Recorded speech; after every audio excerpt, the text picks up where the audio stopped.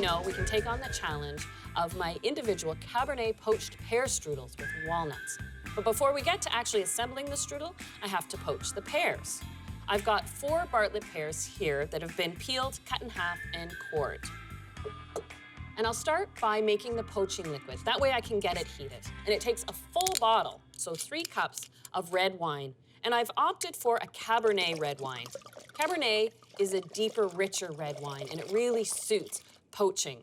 I'll add to this 3 cups of sugar. So it's equal parts liquid to sugar. And I'll get that heating. I love the spice character of Cabernet wine, so I'm going to highlight that by adding a couple of cinnamon sticks to the poaching liquid and the subtle licorice flavor of star anise. 3 stars should do the trick. And then I can carefully drop in the pears. You actually have to put something over the surface of the poaching liquid to keep the pears just slightly submerged. Now what I do is just take a sheet of parchment paper, but I fold it into triangles and then just tear it. That way it makes a circle. Once the poaching liquid comes to just below a simmer, it'll bubble up, hit the parchment, and then roll over the surface of the pears, so that way the pears cook evenly.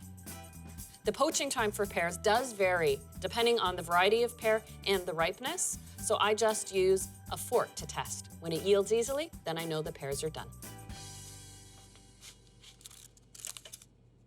There we go. The pears yield easily when I press a fork into them. It took about 20 minutes, but that time can vary. Now, I'll set these aside to cool completely in the poaching liquid. The more time I can give those pears in that beautifully spiced red wine, the more flavor they'll take on and the more color, which is why I have a batch already chilled that actually has been in the fridge overnight. There they are. I have half a cup of lightly toasted walnut pieces, and I have my phyllo dough. So now, I'll start with 1 sheet at a time. And it's so wafer thin, you have to layer it to give it some strength and structure. When you're working with phyllo pastry, you butter each layer individually before you put on the next layer. That ensures that as it bakes in the oven, it bakes up beautifully flaky. For the individual strudels, I layer 4 sheets.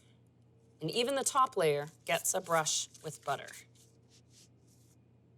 So I'm going to cut this into 2 portions. So each of these will be the pastry for an individual strudel. So a single dessert uses 2 pear halves. Now a sprinkling of the toasted walnut pieces on top, about 2 tablespoons per. And then to fold, I first make a tuck. And before you roll the strudel, it's important to tuck in the edges. That holds everything in place as it bakes, and then roll. And you want to make sure when you put it on your baking tray, the seam side is down.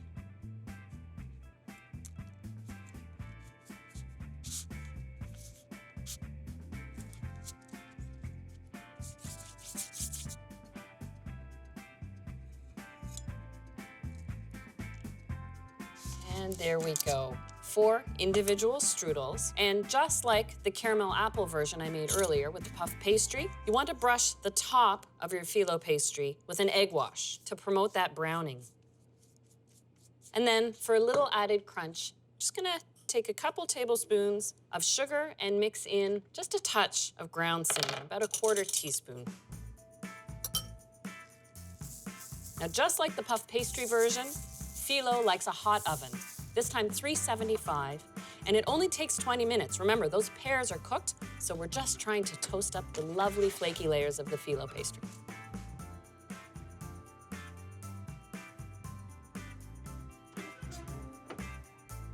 Oh, beautiful.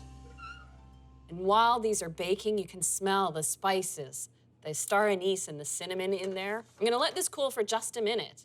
I might as well make use of this beautiful poaching liquid. I'm going to reduce it down into a glaze, so that becomes a sauce to serve with the strudel.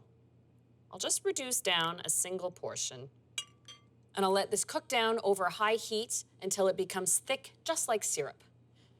Let's take a peek at one of these strudel. To serve an individual portion of strudel like this, you want to slice into it. I'll cut it on a bias to reveal that beautiful poached pear and the walnut pieces.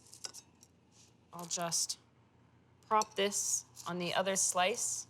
Oh, you can just see all the flakiness, these beautiful crumbs.